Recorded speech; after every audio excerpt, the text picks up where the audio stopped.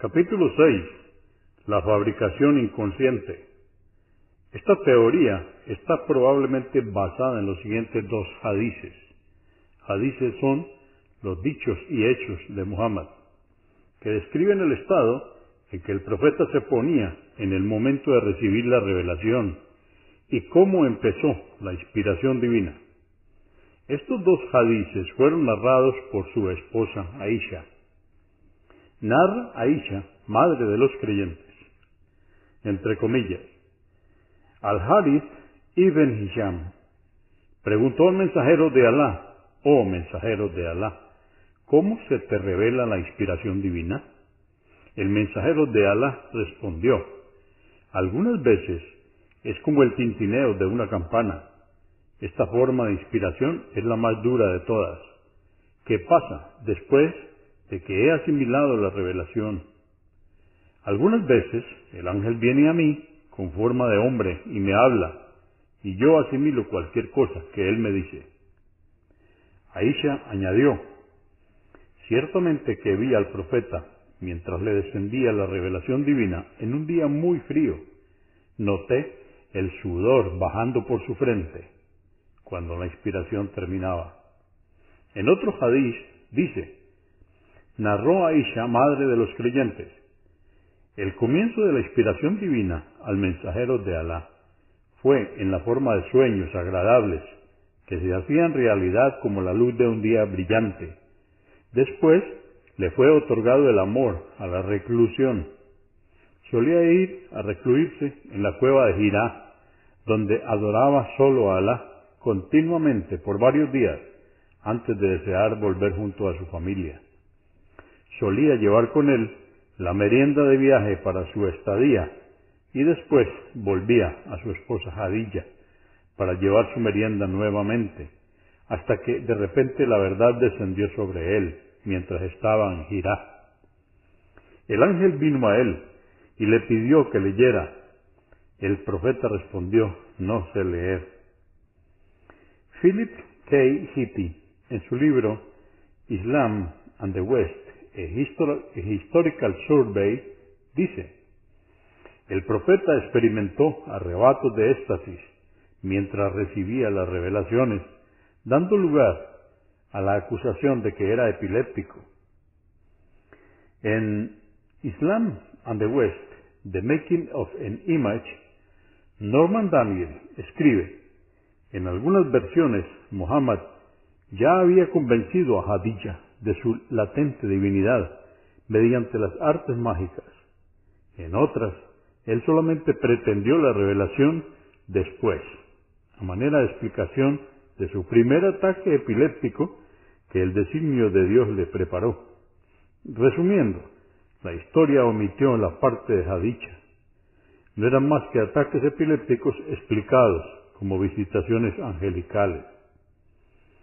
Describiendo la posición de Mark de Toledo, Norman Daniel dice: Mark de Toledo habló más prudentemente de Muhammad, actuando como si tuviese epilepsia. Igualmente habló de su recuperación tras los ataques y de cómo se volteaban sus ojos. Sea lo que fuere que Mark haya aportado a la teoría epiléptica, éste se rehusó a comprometerse con ella o con la de la posesión demoníaca. Aparte de la teoría epiléptica, existe también una teoría de la ilusión religiosa, entre comillas. De acuerdo a esta teoría, un hombre que es profundamente religioso puede tener visiones que lo pueden llevar a pensar que lo que se imagina viene de Dios, cuando ese no es el caso. El reverendo J. M. Rowell fue citado diciendo: él, Muhammad, fue probablemente, más o menos a lo largo de toda su carrera, víctima de una cierta dosis de autodecepción. Un sujeto cataléptico desde temprana edad, nacido, de acuerdo con las tradiciones, de una madre altamente nerviosa y excitable, era particularmente presto a tener mórbidas y fantásticas alucinaciones. Excitación y depresión se alternaban en él Esto le hacía acreedor, a los ojos de sus ignorantes compatriotas, del crédito de estar inspirado. R. A. Nicholson es otro estudioso que parece proponer la teoría de la ilusión religiosa. Nicholson dice: ya sea que lo consideremos como un caso patológico o un gran ejemplo de éxtasis místico, el tema principal de su misión, el motivo dominante, puede ser discernido de su convicción de que el juicio final estaba cerca y de que él debía, a todo costo, advertir a sus compatriotas del inminente juicio. A pesar de sostener que el Corán no era inspirado, Nicholson dice que Muhammad no era consciente de su invención. Comillas, decir que el Corán es en su totalidad inventado y no inspirado, no quiere decir que su autor estaba consciente del fraude cuando dictó toda clase de instrucciones y regulaciones en el nombre del Corán. Cierra comillas. Nicholson sugiere que una explicación puede ser hallada en la adicción de Muhammad a la reclusión, especialmente durante la noche. Comillas, él era adicto a la práctica de la oración solitaria, especialmente durante la noche, y pudo haberla cultivado para inducir los anormales estados que motivaron a sus enemigos a describirlo como poseído por los genios. Por su parte, Brian S. Turner dice, comillas, los tradicionales biógrafos europeos del profeta han tomado dos posiciones. Una, que Muhammad era psicológicamente normal, pero insincero acerca de su supuesto mensaje de Alá. Y dos, que estaba loco y creía en la autenticidad de su visión profética. Sea como fuera, Robinson, un ateo declarado, llegó con una teoría que pensó podría salvar a Muhammad de las acusaciones de hipocresía y locura. Su teoría consiste en que el Corán es el producto del inconsciente de Muhammad. No es una revelación divina, sino que es una recreación inconsciente de experiencias pasadas y conocimientos de los que Muhammad se había apropiado equivocadamente. En resumen, hay tres variaciones principales en esta teoría. Su denominador común es que Muhammad escribió el Corán inconscientemente, o sea, sin querer. Las tres variaciones son, primero, la teoría de la epilepsia, segundo, la teoría de la ilusión religiosa y tercero, la teoría del subconsciente. Capítulo 7. La teoría de la epilepsia. Esta teoría es tal vez la que tiene más problemas. En la Nueva Enciclopedia Británica se ha definido la epilepsia con los siguientes términos. Comillas, repentinos y periódicos desórdenes en el funcionamiento mental, estado de conciencia, actividad sensitiva o movimiento del cuerpo, causados por el mal funcionamiento paroximal de las células nerviosas del cerebro. Bajo tipos de ataques, entre comillas, se mencionan 4 categorías: mal mayor, mal menor, espasmos psicomotores y espasmos infantiles. El mal mayor incluye convulsiones generalizadas en las cuales sobreviene inconsciencia repentina, con caídas y temblores en los miembros. Estas caídas al suelo se ven precedidas a veces por un grito muy fuerte. Después de que el cuerpo cae al suelo, se entumece y en ocasiones la respiración se detiene. Esto es seguido por movimientos repentinos y bruscos en las piernas y manos. En algunos momentos, el que sufre los ataques se muerde la lengua debido a las contracciones involuntarias de los músculos de la mandíbula. A medida que la persona sale de esto, experimenta jaqueca y no recordará nada de lo que pasó.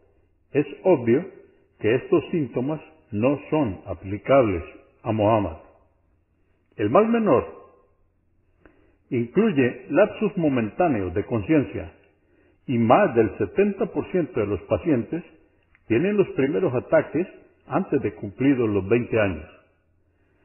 En esta epilepsia menor, no hay movimientos involuntarios y puede, por lo tanto, ocurrir muchas veces en un solo día sin interrupción de la conciencia. Es bastante difícil que el mal menor pueda ser relacionado con las revelaciones de Muhammad. La revelación le llegó a los 40 años y duraba varios minutos, a diferencia de los lapsos momentáneos del mal menor. Peor aún, la revelación nunca pasaría desapercibida. Los ataques psicomotor y focal, entre paréntesis también llamados epilepsia jacksoniana, cierra paréntesis, suelen involucrar convulsiones generalizadas. Entre comillas dice, el primer arrebato focal se manifiesta mediante movimientos localizados o sensaciones de una parte del cuerpo, o por advertencias subjetivamente experimentadas llamadas auras, que suelen durar desde una fracción de segundo hasta pocos segundos. Auras que se dan en zonas específicas del cerebro incluyen sensaciones de que el ambiente es extrañadamente familiar, alucinaciones auditivas o visuales, un zumbido en los oídos, además de olores y sabores desagradables. Cierra comillas. Nuevamente, estos ataques psicomotores no tienen nada en común con la revelación de Muhammad. Más aún, el Corán, recitado por Muhammad, se encuentra a mano hoy en día y tras examinarlo, no parece los extraños gritos y balbuceos de un epiléptico. Puede que haya otras formas de epilepsia, aún no conocidas por la ciencia, pero aún en ese caso, se tratarían de una enfermedad y afectarían por lo tanto sus facultades mentales, dejándole incapaz de controlar sus pensamientos. Pero cada vez que Muhammad recibía una revelación, se encontraba en completo control de sí mismo y era totalmente capaz de recordar todo posteriormente y de hacerlo registrar respectivamente. Él estaba tan seguro que incluso fue mencionado en el Corán, en el capítulo 75, versos 16 al 19. De hecho, el Corán es tan fácil de recordar que si se reúne un grupo cualquiera de musulmanes sinceros, les es posible repetir lo que han memorizado del Corán y recopilarlo. El Corán lo confirma en el capítulo 54, verso 17, y esto sin importar si estas personas hablan o no árabe. Capítulo 8. La teoría de la ilusión religiosa, entre comillas. Ya que los problemas en la teoría de la ilusión religiosa coinciden perfectamente con los presentados por la teoría subconsciente, debemos tratar ambas teorías juntas. Las dos asumen que el Corán había emanado del conocimiento, imaginación, experiencias y medio ambiente de Muhammad, a pesar de que él mismo no estaba consciente de ello. La dificultad que se antepone a la aceptación de estas teorías consiste en el hecho de que hay numerosos pasajes del Corán que no pueden haber emanado de su conciencia o inconsciencia. Citaremos ejemplos que tienen que ver con eventos históricos, eventos futuros y algunas consideraciones psicológicas.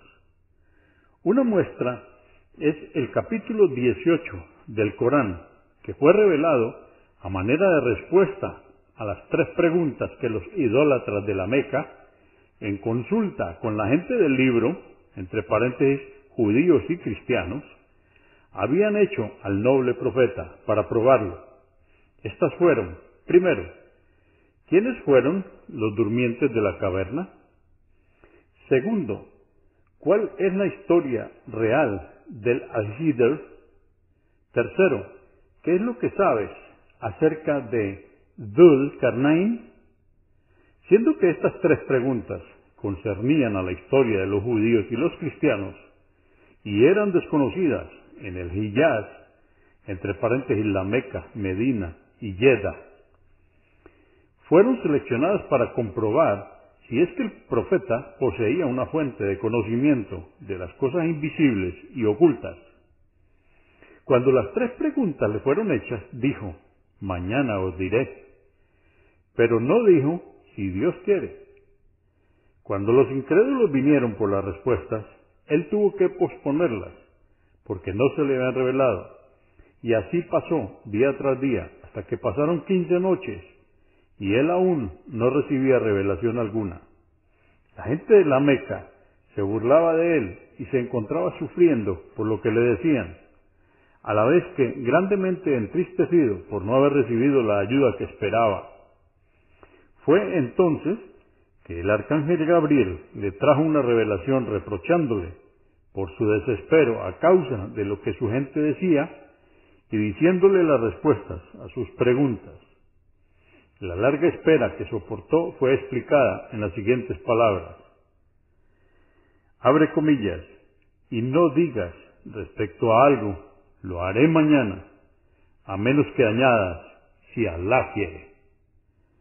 Discutiendo la importancia de esta larga espera, Martin Links dice, comillas, pero el retraso de esta revelación, a pesar de ser doloroso para el profeta y sus seguidores, fue en realidad un aumento de su fuerza. Sus peores enemigos rechazaron sacar conclusiones de ello. Pero para aquellos quraishíes que se encontraban en duda, fue una poderosa corroboración de su anuncio de que la revelación le venía del cielo, y que él no tenía parte en ella ni control sobre la misma. Pregunta, ¿era concebible que habiendo inventado las primeras revelaciones, Muhammad tardase tanto en inventar estas últimas, especialmente cuando tanto parecía estar en juego? Es digno de considerar aquí que Muhammad fue cuestionado acerca de eventos específicos. Es difícil de entender cómo ilusiones religiosas, entre comillas, podrían haberle ayudado a dar las respuestas correctas que silenciaron completamente a sus detractores. Lo que es aún más impactante es que mientras relata la duración del sueño de los durmientes en la caverna, el Corán dice, entre comillas, habían estado en su caverna 300 años y 9 más. Esto está en el Corán, en el capítulo 18, verso 25. Las palabras usadas en la aleya o verso son bastante significativas. El verso no dice 309 años, sino que utiliza la aparentemente extraña fraseología de 300 años y 9 más. ¿Por qué y 9 más? Esto es porque su estadía fue de 300 años, si uno cuenta en el calendario solar, y 309 años en el calendario lunar. El año lunar es 11 días más corto. Ahora, 11 días por 300 años dividido entre 365 días da 9 años. El argumento de que tales sorprendentemente precisos cálculos brotaron del subconsciente o de que son meras alucinaciones no parece ser una explicación satisfactoria. Otro ejemplo puede ser encontrado en el capítulo 89 del Corán, que tiene un verso que menciona una antigua ciudad llamada Irán. Irán, con M. ¿No has visto cómo tu Señor castigó al pueblo de Ad y al de Irán, el de las construcciones con fuertes columnas, al que no se le asemejó pueblo alguno? Aparte de esta mención coránica, no había ningún registro histórico acerca de esta ciudad. El nombre mismo era oscuro, aún en el tiempo del profeta.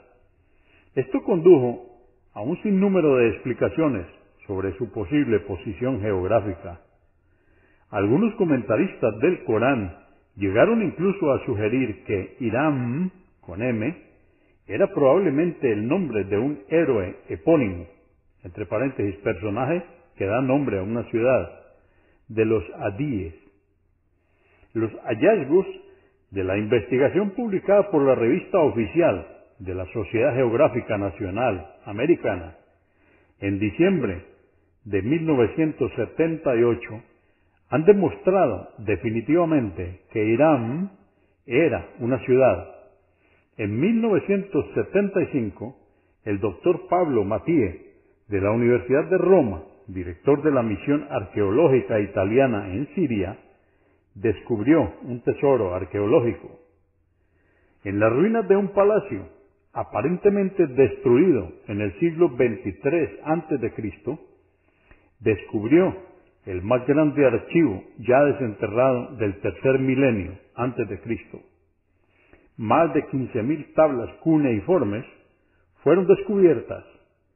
Entre los valiosos detalles revelados por las tablas estaba el hecho de que Ebla solía tener relaciones comerciales con Irán. Abre comillas, también está incluida Irán, una oscura ciudad a la que hace referencia la Sura 89 del Corán. Es inconcebible que el subconsciente o las ilusiones religiosas puedan haber sido la guía que ayudó a Muhammad a describir tan detalladamente en el Corán las características físicas y el nivel arquitectónico de gentes que vivieron en una ciudad antigua que fue destruida 3.000 años antes que naciera él. Más aún, el Corán mismo afirma en varios puntos que ni Muhammad ni su gente sabían acerca de ninguna de esas historias antes de la revelación. Entre comillas, estas son historias que no conocías y te las revelamos, oh Muhammad. Ni tú ni tu pueblo las sabían. Ten paciencia, que ciertamente el éxito en esta vida y la otra es para los piadosos. Esto está en el Corán, en el capítulo 11, verso 49. Es significativo que nadie se haya detenido para decir, tú estás tremendamente equivocado, oh Muhammad. Yo soy un árabe como tú, y ya sabía acerca de esas historias aún antes de esta revelación. También parecería que Muhammad estaba tomando un riesgo innecesario y suicida al recitar el verso anterior, aún asumiendo que él conocía estas historias con anterioridad y que estaba simplemente fingiendo ignorancia. En ese caso, él no sería el único en conocerlas. Pregunta, ¿cómo podía estar tan intrépidamente seguro de la ignorancia de los demás? Y aunque lo relatado de las historias fuera verdad, sus enemigos podían haber aprovechado fácilmente la situación para desmentirle, ya que la anterior declaración, o sea, los versos citados recientemente, vino después de que él les recitó la historia, y a pesar de eso, nadie aprovechó la oportunidad. Según el Longman Dictionary of Contemporary English, el subconsciente es, entre comillas, el nivel oculto de la mente y los pensamientos que ocurren en ella, que van más allá del conocimiento consciente, cierra comillas. La declaración coránica anterior es consciente, intrépida y precisa. Pregunta, ¿cómo pudo Muhammad saber con tanta precisión y de antemano que aunque hiciera tan intrépida declaración, nadie, incluyendo sus enemigos, podría pensar alguna vez en usarla contra él? Una segunda dificultad en esta teoría es el hecho de que el Corán contiene declaraciones específicas sobre eventos futuros, todos los cuales se cumplieron. Esto debilita aún más la idea de que el Corán es el producto de los conocimientos de Muhammad. A manera de ejemplo, tenemos el siguiente suceso. En el capítulo 30 del Corán, versos del 1 al 7, revelados en el año 613 DC, se anuncia claramente que el Imperio Romano de Oriente fue derrotado por los persas y que sería victorioso en unos pocos años. La palabra árabe utilizada para describir unos pocos años es Bidi, que significa entre 3 y 9 años. Y así sucedió. 7 años después de esta profecía, los romanos derrotaron a los persas. Lo que es igualmente importante es que la profecía también dice: en aquel día los creyentes también serán victoriosos. Y simultáneamente, los musulmanes celebraban su victoria sobre Quraysh en la batalla de Badr. Como lo dice Ingora, entre comillas, cabalmente esta profecía se cumplió al pie de la letra cuando Heraclio derrotó a los persas en la decisiva batalla de Isos en el año 622 DC, y los romanos entraban victoriosamente en el corazón de Persia el año 624 DC.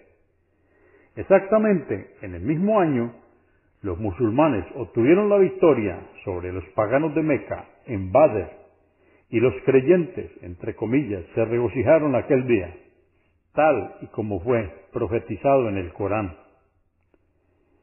Otro ejemplo aparece en el capítulo 111, versos del 1 al 4, donde el Corán declara explícitamente que Abu Lahab, tío del profeta, moriría como un incrédulo. En lo concerniente a Abu Lahab, Thomas Patrick Hughes dice: él era uno de los más acérrimos enemigos del profeta y se opuso a la difusión del Islam con todo su poder. Cuando Muhammad recibió la orden de amonestar a sus familiares, los reunió a todos y les dijo que él era un advertidor enviado a ellos antes de un castigo severo. Abu Lahab rechazó su misión y clamó: que perezcas. ¿No has sido reunido a todos para esto? Y tomó una piedra para arrojársela. Fue entonces que la sexta sura del Corán fue revelada. Abu Lahab murió siendo incrédulo 11 años después de aquella revelación coránica. Tomando en cuenta que él era el peor enemigo de Muhammad, la lógica y la experiencia nos sugieren que, suponiendo que Muhammad fuese el autor, fue poco inteligente hacer tal declaración, porque Abu Lahab podría haber desmentido al Corán pretendiendo creer en él. ¿Por qué desperdició Abu Lahab esta dorada oportunidad? ¿Qué dejó a Muhammad tan seguro de que aún en 11 años Abu Lahab no aprovecharía esta tentadora oportunidad? De ninguna manera la experiencia incluye el conocimiento del futuro. También hay consideraciones psicológicas que debilitan aún más la teoría del subconsciente. Es tendencia del subconsciente suprimir o atribuir a otros ciertos sentimientos incriminantes o inaceptables. Si el Corán fuese el producto del subconsciente, no hubiera contenido censuras y reproches contra Muhammad mismo. Los primeros 10 versos del capítulo 80 del Corán, por ejemplo, reprochan al profeta su actitud para con Ibn Maktum. Describiendo el incidente, Sayyid Qutb dice, entre comillas, el profeta, la paz y bendiciones de Alá sean con él, estaba ocupado con unos dignatarios de la tribu de Quraysh, explicándoles el mensaje del Islam, cuando Ibn Maktum, un pobre ciego, lo interrumpió. Sin darse cuenta que el profeta estaba ocupado con estas personas, el ciego le pidió repetidas veces que le enseñe algunos versos del Corán. El profeta, la paz y bendiciones de Alá sean con él, no estuvo muy complacido por esta interrupción, frunció el ceño y dio la espalda a Ibn Maktum. Esta sura se inicia criticando el comportamiento del profeta en aquel incidente. En el capítulo 8, versos 67 y 68, el Corán también reprocha al profeta por la decisión tomada con respecto a los 70 prisioneros de guerra después de la batalla de Badr. Estos no son los únicos ejemplos. Es inconcebible que tales reproches sean el producto del propio subconsciente de Muhammad. Otros aspectos psicológicos muy difíciles de explicar incluyen el hecho de que, normalmente, cuando la persona se disgusta, le toma algún tiempo calmarse. A pesar de esto, encontramos en el Corán que el reproche y el perdón están en la misma frase. Aparte de las anteriores referencias, otro ejemplo aparece en el capítulo 9, verso 43, donde el reproche está precedido por el perdón. Entre comillas, Alá te disculpó, oh Muhammad, por haberles eximido, sin antes corroborar quiénes eran veraces y quiénes mentirosos. Cierra comillas. Nuevamente, fueron los hipócritas quienes esta vez difundieron un maligno rumor contra la castidad y la integridad moral de la esposa del profeta, Aisha. El profeta estaba muy consternado por el rumor, pero lo ocultó por un mes sin decir palabra. Eventualmente, la revelación vino y expuso las malvadas intenciones de los hipócritas y absolvió a Aisha. Aquella revelación coránica no podría acabar con la consternación del profeta si él mismo hubiese sido el autor. Y si el Corán hubiese sido un producto de su subconsciente, no habría tardado tanto en llegar. Es también significativo que el profeta no haya podido defender la razón de firmar el Tratado de Hudaybiyah hasta que su coherencia fuese revelada más tarde. Otra dificultad que no podría ser resuelta según la teoría del subconsciente es que Muhammad haya hecho muchas otras afirmaciones y que éstas no forman parte del Corán. Y, muy significativamente, hay mucha diferencia entre estas y las que sí forman parte de este libro. Es más, no existe comparación. Mientras que el Corán lanza desafíos a la humanidad para que ésta produzca algo parecido a él, los dichos del profeta no lo hacen. A pesar de ser altamente elocuentes, los hadices no son inimitables. Sobre este hecho nos dice A. R. Gibbs en su libro Mohamedismo, en Historical Survey. Un ejemplo, y esto va entre comillas, un ejemplo aún más importante nos lo da su discurso en la peregrinación de despedida, cuando visitó la Meca por última vez, pues este tampoco está en el Corán, a pesar de su contenido religioso y la solemnidad de la ocasión. Cualquiera que sea la explicación, estaba limitada a aquellas palabras que no eran emitidas conscientemente ni controladas por el profeta, y que parecieran haber sido puestas en su boca por un agente externo. Hemos intentado demostrar, por lo menos hasta aquí, que la primera posibilidad lógica formulada en lo concerniente a la autoría del Corán, que Muhammad fue, consciente o inconscientemente, el autor del Corán, es racionalmente insostenible. Debemos examinar ahora la segunda posibilidad lógica, en la que Muhammad no sería el autor del Corán, sino que simplemente lo copió de otros autores o fuentes. Capítulo 9. Fuentes judías y cristianas. En su libro Islam and the West, a Historical Survey, Philip K. Heady dice, entre comillas, las fuentes del Corán son inequívocamente judías, cristianas y árabes paganas. Cierra comillas. Heady sustenta esta afirmación indicando que en el tiempo del profeta había pinturas de Jesús y María en el interior de la Kaaba y que el material coránico había sido tomado de transmisiones de segunda mano.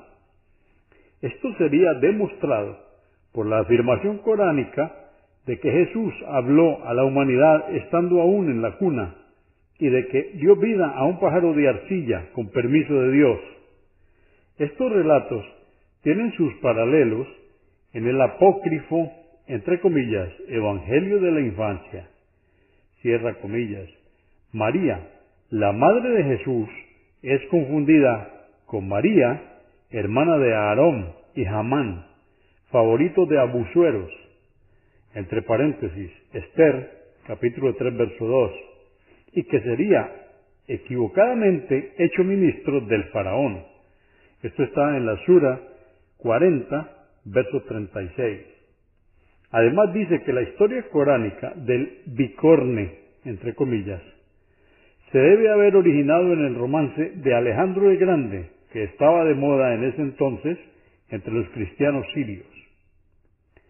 Sin embargo, según Richard Bell, a pesar de las tradiciones concernientes al hecho de que un retrato de Jesús fue encontrado sobre uno de los pilares de la Kaaba, no hay ninguna buena evidencia de asentamientos cristianos en el Hiyaz, ni cerca de Meca o aún de Medina.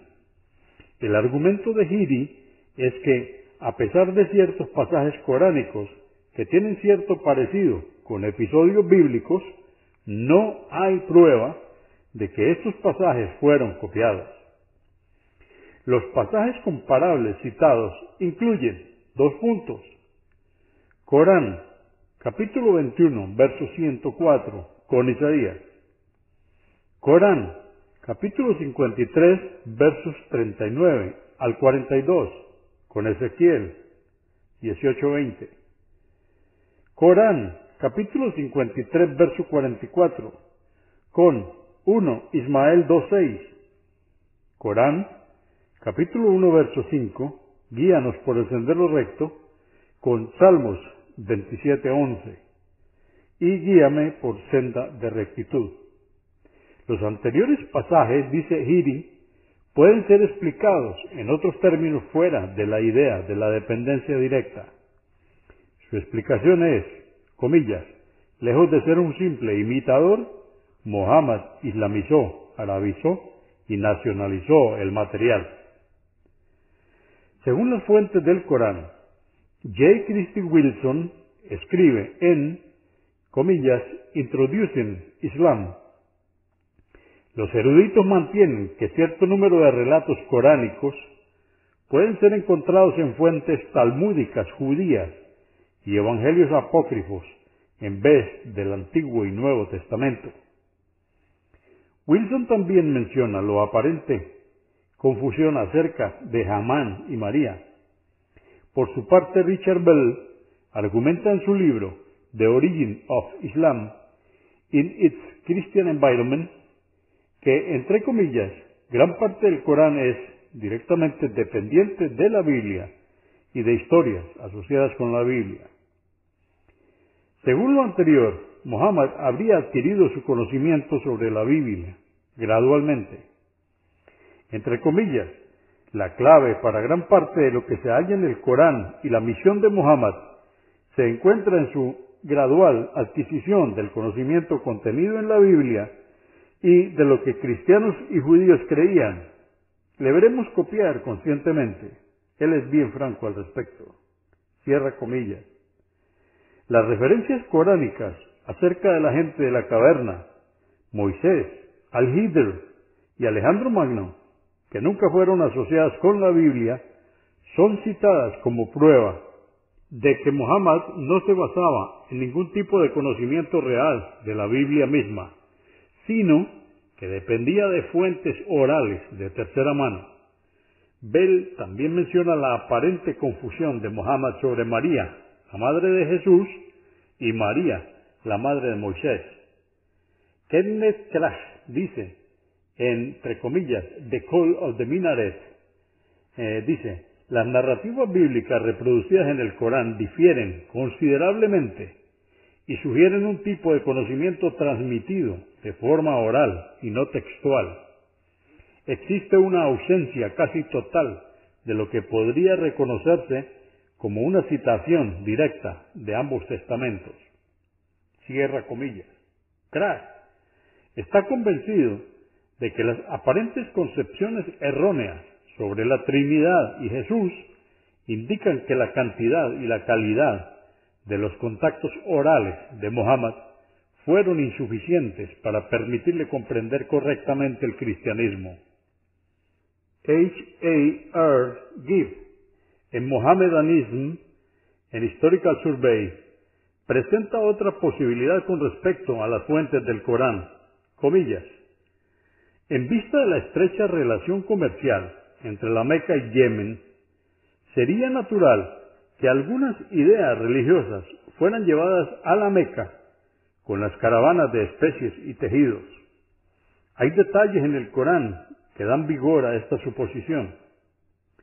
Lyndon P. Harris escribe en su libro Islam in East Africa, entre comillas, Mohammed mismo copió de la Biblia y los musulmanes, hoy en día, conscientemente o no, se prestan mucho de la ideología cristiana, aún en asuntos que el Corán no apoya. Cierra comillas. Según R. A. Nicholson, el origen del Corán puede ser trazado hasta las fuentes hanifes o judeo-cristianas. Entre comillas, oímos mucho acerca de ermitaños cristianos y también acerca de unas cuantas personas conocidas como hanifes, entre comillas, quienes habían rechazado la idolatría por una religión propia de ellos, ascética y monoteísta. Muhammad parece haber estado en contacto con algunos de ellos antes de su llamado. Sus viajes con las caravanas comerciales de la Meca proveyeron oportunidades para el diálogo con judíos y cristianos, del cual el Corán conserva los resultados. Nicholson añade, Muhammad recolectó todo su conocimiento de este tipo de transmisiones y hace una demostración de audacia al basarse en tales copias, consistentes en su mayoría en leyendas del Agada y los apócrifos. Con respecto a la influencia judía y cristiana en el Corán, la Nueva Enciclopedia Católica dice, entre comillas, los eruditos no musulmanes han sostenido casi siempre que las influencias fundamentales de Muhammad deben haber sido principalmente y no exclusivamente judías y cristianas, y que aquellas influencias fueron coloridas por el carácter de Muhammad y cambiadas para encajar con los aspectos y necesidades de la mente árabe preislámica. Y añade a continuación, comillas, es muy probable que Muhammad haya oído traducciones improvisadas de las escrituras judías y cristianas. Cierra comillas. A primera vista se ve que esta teoría está errada, por lo que comparte con la anterior tesis.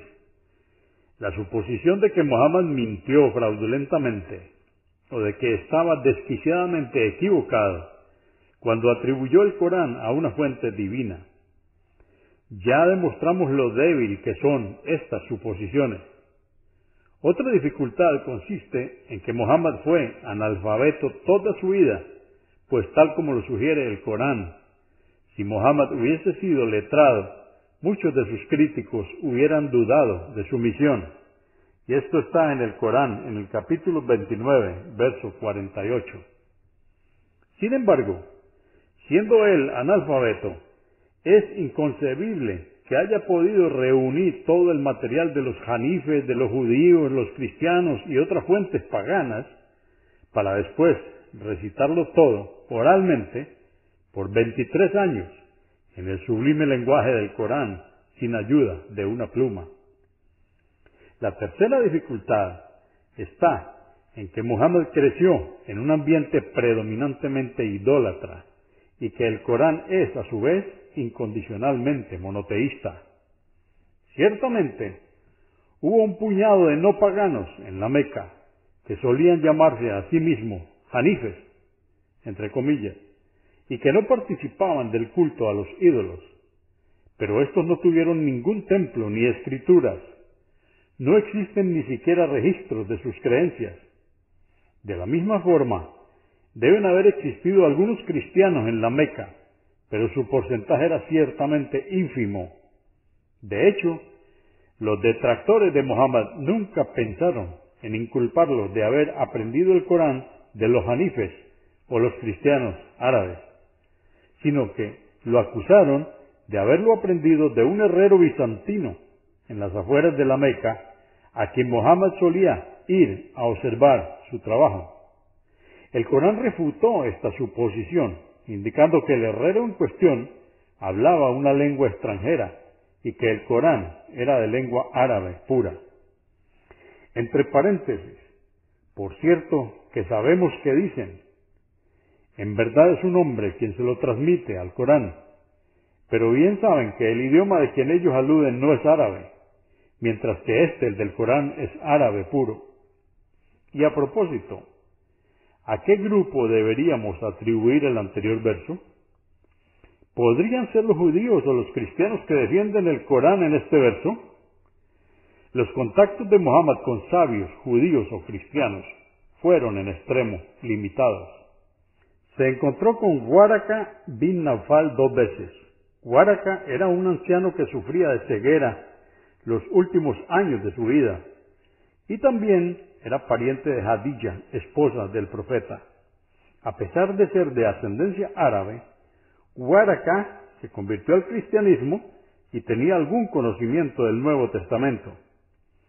Su primer encuentro se dio cuando Waraka se encontraba dando vueltas a la Kaaba y vio a Muhammad. Waraka afectivamente besó su cabeza. El segundo encuentro fue después de que Muhammad recibiera la primera revelación.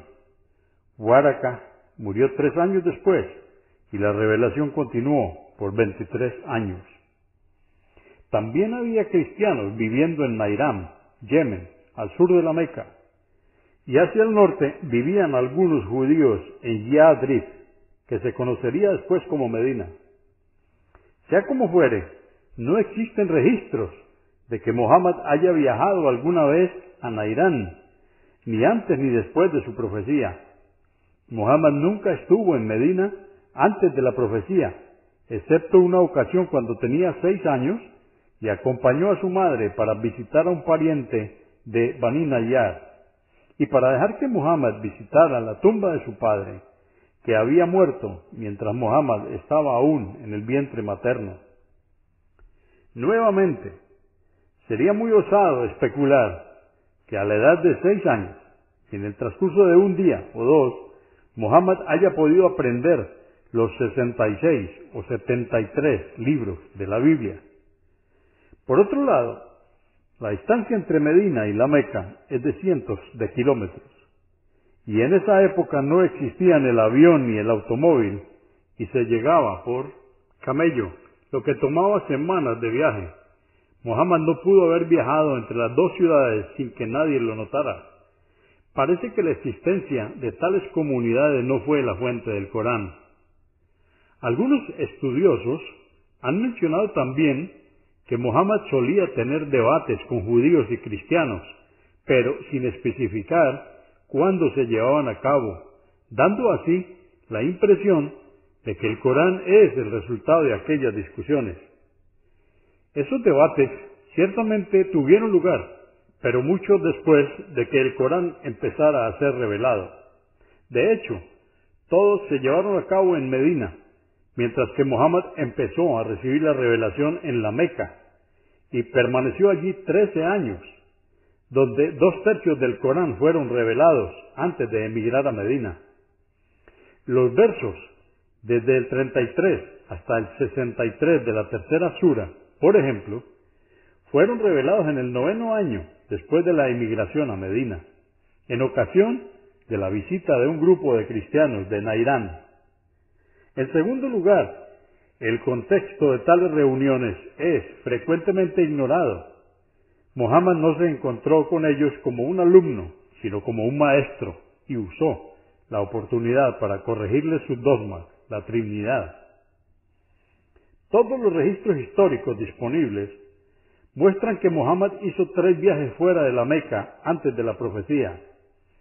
A los 6 años acompañó a su madre a Medina. Entre los 9 y 12 años acompañó a su tío, Abu Talib, a Siria, en viaje de negocios. Y en su último viaje, Muhammad tenía 25 años y dirigió la caravana de Hadilla nuevamente a Siria. Como lo dice Gamal Badawi, entre comillas, sería excesivamente imaginativo decir que a través de sus ocasionales conversaciones con judíos y cristianos, mientras se ocupaba de sus caravanas, Muhammad había aprendido lo suficiente de ambas religiones como para formar una nueva, poderosa y viable religión. Una tarea que desafía el esfuerzo conjunto de los sabios por siglos. Cierra comillas. Además, la mencionada afirmación suscita un sinnúmero de preguntas. Gamal Badawi presenta 6 de ellas. Primera, ¿por qué es que, a pesar de la abundancia de material histórico sobre la vida de Muhammad, y a pesar de las exhaustivas investigaciones sobre su vida, que por siglos llevaron a cabo severos críticos, no ha sido posible descubrir aquel misterioso maestro o maestros de los cuales Muhammad pudo haber aprendido todo eso? Segunda, es conocido que Muhammad tuvo mucha oposición. Fue ridiculizado, perseguido por cerca de 13 años a manos de sus contemporáneos. Con esta magnitud de severos enemigos, ¿no les habría sido posible probar ante las masas que la pretensión de Muhammad sobre la revelación era un vil engaño? ¿No les fue posible revelar y nombrar a lo que ellos consideraban la fuente humana o humanas de sus enseñanzas? Incluso algunos de sus adversarios que hicieron esta acusación cambiaron sus ideas después para acusarlo de magia, posesión demoníaca, entre otras. Tercera pregunta es, Muhammad se crió entre su gente y cada aspecto de su vida les fue expuesto, en especial por la sinceridad que caracteriza a la vida tribal en el desierto. ¿Cómo pudieron miles de sus contemporáneos, incluyendo muchos de sus más cercanos parientes que le conocían también, creer en su veracidad, si es que tenían alguna sospecha de que estaba reclamando el crédito de ideas que le fueron inculcadas por otros maestros, sin molestarse siquiera en darles crédito? Cuarto, ¿qué clase de maestro pudo haber enseñado a Muhammad una completa y coherente religión que cambió el curso de la historia? ¿Por qué no hablaron él o ellos, si es que los hubo, contra el susodicho alumno que continuó aprendiendo de ellos, mientras que los ignoraba y alegaba una fuente divina para sus enseñanzas? Quinto, ¿cómo fue que muchos judíos y cristianos contemporáneos a Muhammad abrazaron el Islam y creyeron en la veracidad de Muhammad, si sabían que él estaba copiando sus escrituras o aprendiendo de sus sacerdotes y rabinos? Sexto, es conocido que algunas de las revelaciones coránicas le llegaron a Muhammad en presencia de gente. El Corán fue revelado en un lapso de 23 años. ¿Dónde estaba el misterioso, tal vez invisible, maestro humano de Muhammad? ¿Cómo pudo haberse escondido por tanto tiempo? ¿Cómo pudo Muhammad, rodeado constantemente de seguidores, hacer frecuentes visitas secretas a aquel misterioso maestro o maestros durante 23 años sin haber sido descubierto ni siquiera una vez? Capítulo 10. El problema del paralelismo. Con la intención de mostrar la influencia de las tradiciones judeo-cristianas en el Corán, algunos estudiosos han indicado algunos paralelos entre la Biblia y el Corán, implicando que Muhammad había estudiado cuidadosamente las escrituras anteriores y luego seleccionó o tomó las partes que le parecieron consistentes. Esta teoría es bastante débil por las siguientes razones. Primero, Muhammad dijo que el Corán venía de Dios y ya demostramos que por cuestiones históricas, psicológicas y lógicas, Muhammad no estaba en condiciones de crear el Corán. Segundo, Muhammad era analfabeto. No pudo haber estudiado y seleccionado de las escrituras anteriores sin la habilidad de leer y escribir. Tercero, la primera versión en árabe del Antiguo Testamento apareció 200 años después de la muerte de Muhammad, y la más antigua versión del Nuevo Testamento en árabe apareció 1000 años después de su muerte. Cuarto, la similitud entre dos composiciones o libros no constituye por sí misma suficiente evidencia de que una es copia de la otra o la posterior de la anterior. Ambas pueden estar basadas en una tercera fuente común para las dos. Este es, precisamente, el argumento del Corán. Hay ciertas porciones de la Biblia que pueden haber quedado intactas, y si Dios es la fuente de ambas revelaciones, eso explica la existencia de paralelos. Quinto, un conciso examen de ambos textos puede demostrar claramente que la idea del plagio es inconsistente. Empecemos por las diferencias básicas entre ambos libros. Primero, la Biblia no es un solo libro, sino la reunión de por lo menos 66 libros, según la versión protestante, o 75, según la versión católica romana, escrita por 40 autores como mínimo. Segundo, la Biblia es una mezcla de prescripciones divinas y comentarios humanos de seguidores posteriores a los profetas. Entre paréntesis, ver por ejemplo Jeremías capítulo 8 verso 8, Lucas capítulo 1 versos 1 al 4 y Primera de Corintios capítulo 7 verso 25, cierra paréntesis. El Corán no tiene tales comentarios.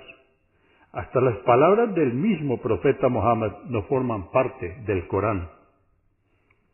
Tercero, en el Nuevo Testamento, los 4 evangelios nos enseñan acerca de Jesús, su vida y su misión. El Corán no es la biografía de Muhammad escrita por sus seguidores. Cuarto, la Biblia tiene varios libros escritos muchos años después de la muerte de los profetas. A veces ni siquiera están en el lenguaje hablado por ellos, dando así lugar a innumerables dificultades en el análisis. Todo el Corán fue escrito en vida de Muhammad, el profeta Muhammad, y fue además memorizado por cientos de personas en su lengua original. Quinto, los 4 evangelios canónicos no eran los únicos existentes.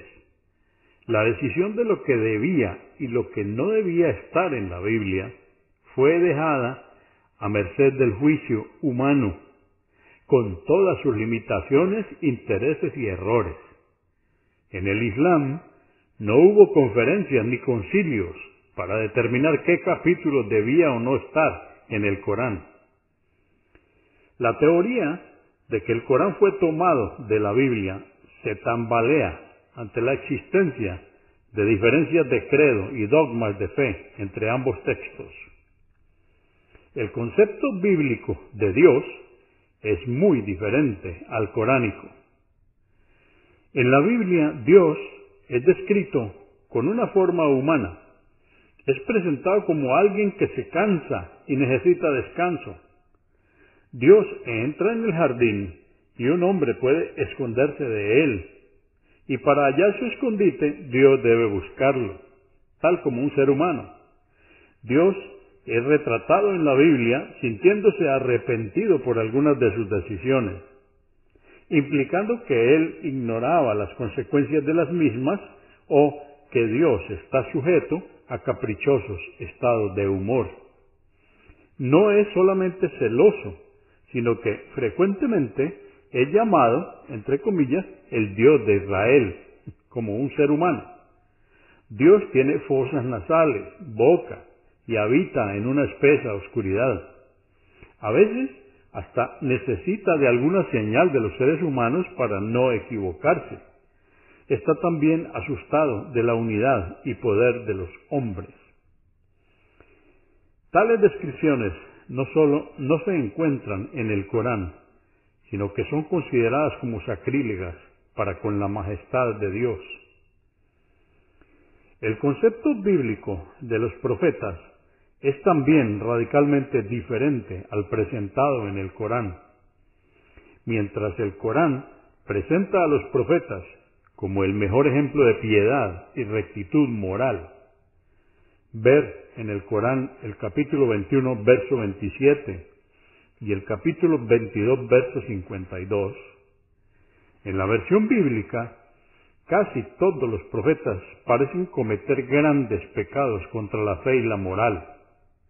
Algunos de los vergonzosos actos atribuidos a los profetas en la Biblia incluyen la idolatría a Aarón, la inclinación de Salomón hacia la idolatría y los engañosos trucos de Jacob para con su padre Isaac. Abraham contrajo un incestuoso matrimonio con Sara, o era simplemente un innoble mentiroso. El ebrio profeta Lot comete incesto con sus 2 hijas, y también se nos relata cómo las entregó a los degenerados y lujuriosos hombres de Gomorra, e invitó a estos a hacer con ellas lo que quisieran. El profeta David no solo sería un voyeur o voyageur, sino que de hecho cometió adulterio con la esposa de Urías y luego mandó matar al mismo. Judas, hijo de Jacob, el profeta, cometió incesto con su nuera. Pérez y Sara, fruto de este acto, son honrados como tatarabuelos de Jesús.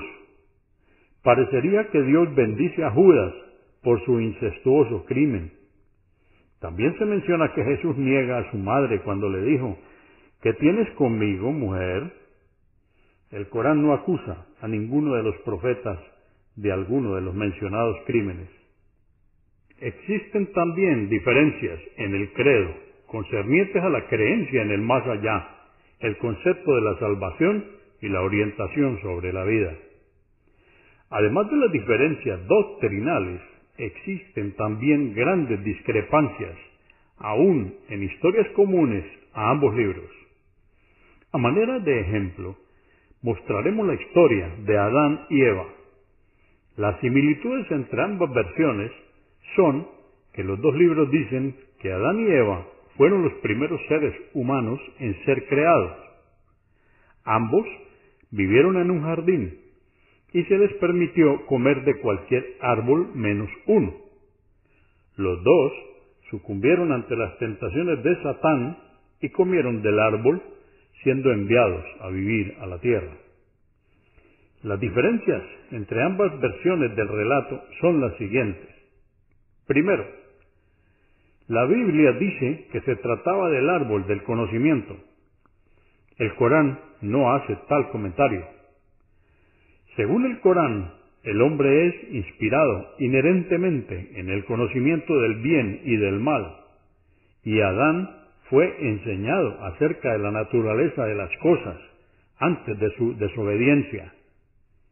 Segundo, en la narración bíblica, la mujer carga con la culpa del error, y como castigo, Dios multiplica su agonía en el parto. No hay un solo verso en el Corán que sugiera o implique de forma alguna que la mujer carga con más responsabilidad por aquella equivocación. El embarazo es descrito en el Corán como noble y loable. Tercero, en la Biblia, Eva es tentada por Satán, quien toma la forma de una serpiente. El Corán dice que Satán tentó a ambos y no existe ninguna mención sobre una serpiente o víbora.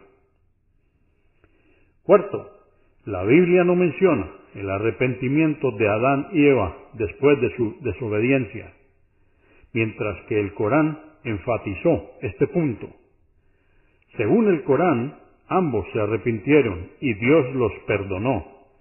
Esto está en el Corán, en el capítulo 2, verso 37, y en el capítulo 7, verso 23.